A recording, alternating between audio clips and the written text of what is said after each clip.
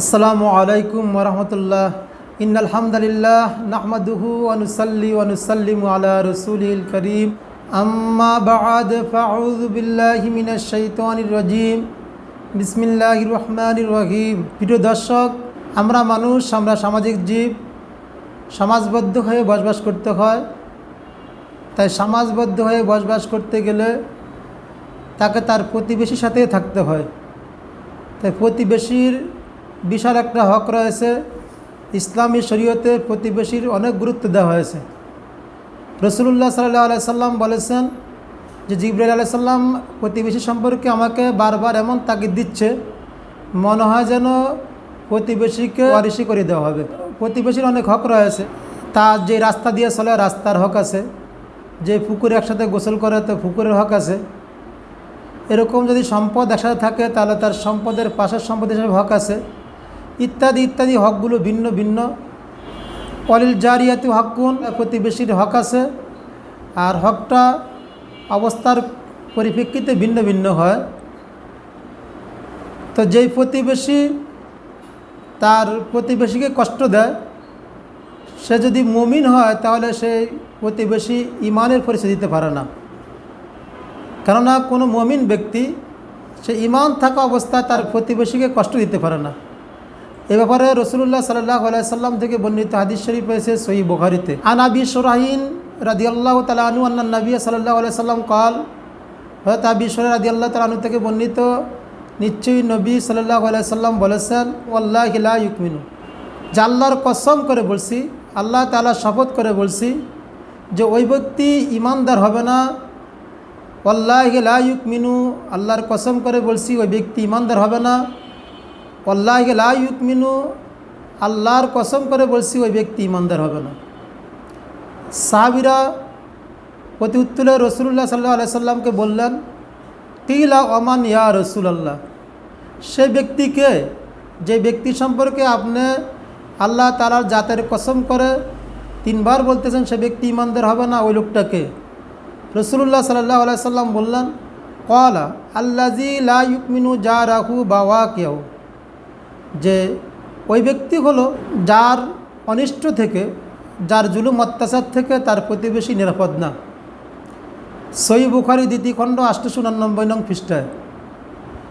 তাহলে বোঝা গেল যে ব্যক্তি তার প্রতিবেশীকে কষ্ট দেয় সে ঈমানের পরিচয় দিতে পারে না। যদি কোনো ব্যক্তি তার ঈমানদারের পরিচয় দিতে হয় তাহলে তার থেকে যেন তার প্রতিবেশী নিরাপদ থাকে, কোনো রকম কষ্ট অনুভব না হয়। অন্য হাদিসে রাসূলুল্লাহ সাল্লাল্লাহু আলাইহি সাল্লাম বলেছেন, আন আবি হুরায়রা রাদিয়াল্লাহু তাআলা আনহু قال, হযরত আবু হুরায়রা রাদিয়াল্লাহু তাআলা থেকে বর্ণিত, তিনি বলেন, ক্বালা রাসূলুল্লাহ সাল্লাল্লাহু আলাইহি সাল্লাম, রাসূলুল্লাহ সাল্লাল্লাহু আলাইহি সাল্লাম বলেছেন, মান কানা ইউমিনু বিল্লাহি ওয়াল ইয়াউমিল আখির, যে ব্যক্তি আল্লাহর উপরে ঈমান এনেছে, যে ব্যক্তি আল্লাহকে বিশ্বাস করে এবং আখিরাতকে, পরকালকে বিশ্বাস করে, ওয়ালা ইউজি জারা, সে যেন তার প্রতিবেশীকে কষ্ট না দেয়। সহিহ বুখারী 2য় খণ্ড 899 নং পৃষ্ঠায়। এই হাদিস শরীফ দ্বারা বোঝা গেল যে কোনো বিশ্বাসী লোক, ঈমানদার লোক, যে তাওহীদে বিশ্বাস করে, রিসালাতকে বিশ্বাস করে, পরকালকে বিশ্বাস করে, এমন ব্যক্তি সে তার প্রতিবেশীকে কষ্ট দিতে পারে না। আজকাল আমাদের দেখা যায় আমরা প্রতিবেশীর মাধ্যমে অনেক নির্যাতিত হই। শহরে, গ্রামে, গুঞ্জে সব জায়গায় আজকাল প্রতিবেশীর নির্যাতন থেকে মানুষ খুব কমই রেহাই পায়। দেখা যায় কোনো এক ব্যক্তি একটা জায়গা কিনছে, জায়গা ক্রয় করছে, তার পাশে তার যে প্রতিবেশী আছে সে তাকে এমন অত্যাচার করে, ওই ব্যক্তি বাধ্য হয়ে তার জায়গাটা বিক্রি করে ওখান থেকে আসার চেষ্টা করে। বা ঘর করতে গেলে দেখা যায় সে তার ইট, বালু, সিমেন্ট ওখানে রাখতে গেলে তার প্রতিবেশী তাকে এত জুলুম অত্যাচার করে যেন ওই ব্যক্তি যে সেখানে রীতিমতো তাকে কাঁদতে হয়, মনে হয় যেন যে আমি কেন এখানে আসলাম।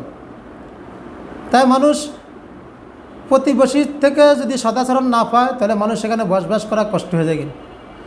আর আমাদের মা বোনদের বেলায় দেখা যায় আমরা একে অপরের সাথে যারা বাস করি, যে প্রতিবেশীর সাথে আমাদের যে সম্পর্ক হয়, মা বোনদের সম্পর্কটা এমন যে কেউ কাউকে মনে দেখতে পারে না, কেউ কাউ চেহারাও দেখতে পারে না, ছায়াও দেখতে পারে না, সবসময় ঝগড়া বিবাদ লেগে থাকে। তো অনেক সময় যাদের পয়সা হয়ে গেছে, টাকা পয়সা বেশি হয়ে যায়, তারা তো তাদের রীতিমতো যারা দুর্বল প্রতিবেশী তাদেরকে শুধু কষ্ট দেয় না, বরং সে রীতিমতো তাদেরকে অনেক সময় ঘৃণা করে, তুচ্ছ তাচ্ছিল্য মনে করে, সবসময় তাদের নিন্দায় ব্যস্ত থাকে। এমনকি তারা যদি ছোটোখাটো কোনো হাদিয়াও দেয় তাহলে মনে করে যে এরা তো একটা নিম্ন শ্রেণীর লোক, গরিব লোক, এদের হাদিয়া আমরা কীভাবে গ্রহণ করব। এরকম দেখা গ্রহণ করতেছে না। অনেক সময় মানুষ আত্মীয়র মধ্যে এরকম হয় যে গরিব আত্মীয় হলে তার কিছু দিলে সে এটাকে তুচ্ছ মনে করে। তো বিশেষ করে মা বোনদেরকে রাসূলুল্লাহ সাল্লাল্লাহু আলাইহি সাল্লাম খুব সতর্ক করে বলেছেন তারা যেন এরকম তুচ্ছ তাচ্ছিল্য না করে তার প্রতিবেশীকে। এ বিষয়ে রাসূলুল্লাহ সাল্লাল্লাহু আলাইহি সাল্লাম থেকে বর্ণিত হাদিস শরীফ রয়েছে সহিহ বুখারীতে। আন আবি হুরায়রা রাদিয়াল্লাহু তাআলা আনহু قال, হযরত আবু হুরায়রা রাদিয়াল্লাহু তাআলা আনহু থেকে বর্ণিত, তিনি বলেন, কানান নবী সাল্লাল্লাহু আলাইহি সাল্লাম ইয়াকুল, নবী সাল্লাল্লাহু আলাইহি সাল্লাম বলতেন, ইয়া নিসাল মুসলিমাত, হে মুসলমানের মহিলাগণ, লা তাহকিরান্না জারাতুন লিজারাতিহা, তোমরা যেন কোনো মুসলমান মহিলা তার পার্শ্ববর্তী প্রতিবেশী কোনো মুসলমান মহিলাকে তুচ্ছ তাচ্ছিল্য না করে, হেকারত না করে। এটা কেমন হেকারত? বিশেষ করে যদি কেউ তাদেরকে কোনো হাদিয়া দেয়, দেখা যায় অনেক সময় ছোটো মনের কারণে সামান্য হাদিয়া হলে সে গ্রহণ করতে চায় না, এতে করে তার প্রতিবেশী অন্য মহিলা খুব কষ্ট পায়। তো এভাবে রাসূলুল্লাহ সাল্লাল্লাহু আলাইহি সাল্লাম মুসলমান মহিলাদেরকে খুব সতর্ক করেছেন যে তোমরা মুসলমান মহিলারা পার্শ্ববর্তী প্রতিবেশী অন্য মহিলাদের তুচ্ছ তাচ্ছিল্য করো না। ওয়ালাউ ফিরসিনা শাতিন, যদি তোমাদেরকে সে যদি ছাগলের খুর, এই খুরটা সে কোনো পার্শ্ববর্তী মহিলাকে হাদিয়া দিছে, তো রাসূলুল্লাহ সাল্লাল্লাহু আলাইহি সাল্লাম বলেন যদি এত সামান্য জিনিস হাদিয়া কোনো মুসলমান মহিলা তার প্রতিবেশী আবার মুসলমানকে দেয়, এই বিষয়টাকে তুমি গ্রহণ করো, এটাকে তুচ্ছ তাচ্ছিল্য মনে করি, হেকারত মনে করি ফেরত দিও না। অর্থাৎ তোমরা পার্শ্ববর্তী মহিলাদের সাথে উত্তম আচরণ করো, তোমরা তাদেরকে একে অপরকে নিন্দা করো না, তুচ্ছ তাচ্ছিল্য করো না। সহিহ বুখারী 2 খণ্ড 899 নং পৃষ্ঠায়। তো প্রিয় মুসলিম ভাই বোনেরা, আমরা যারা ইমানদার, ইমানের দাবি করি, যাদের কাছে আমাদের ইমানের দৌলত আছে, আমাদের উচিত আমরা যেন আমাদের পার্শ্ববর্তী প্রতিবেশীকে কোনো অবস্থাতে কষ্ট না দেই। যদি কষ্ট দেয় তাহলে আমরা প্রকৃতপক্ষে ইমানদার হলাম না। কারণ রাসূলুল্লাহ সাল্লাল্লাহু আলাইহি সাল্লাম কসম করে বলছেন, একে 3 বার বলছেন যে ওই ব্যক্তি ইমানদার হবে না, ওই ব্যক্তি ইমানদার হবে না, ওই ব্যক্তি ইমানদার হবে না। অন্য হাদিসে রাসূল সাল্লাম বললেন যে ইমান রাখে আল্লাহর উপরে, কিয়ামতের উপরে, সে যেন কষ্ট না দেয়। এরকম আরও অন্যান্য হাদিস রয়েছে, বা আল্লাহ তাআলা কালামে পাকের মধ্যে প্রতিবেশী সম্পর্কে অনেক গুরুত্ব দেওয়া হয়েছে। তো আমরা যেন সর্ব অবস্থায় আমাদের প্রতিবেশীর সাথে উত্তম আচরণ করি, উত্তম ব্যবহার করি।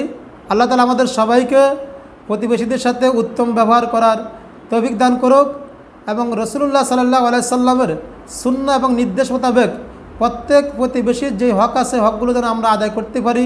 আল্লাহ আমাদেরকে তৌফিক দান করুক। আমিন।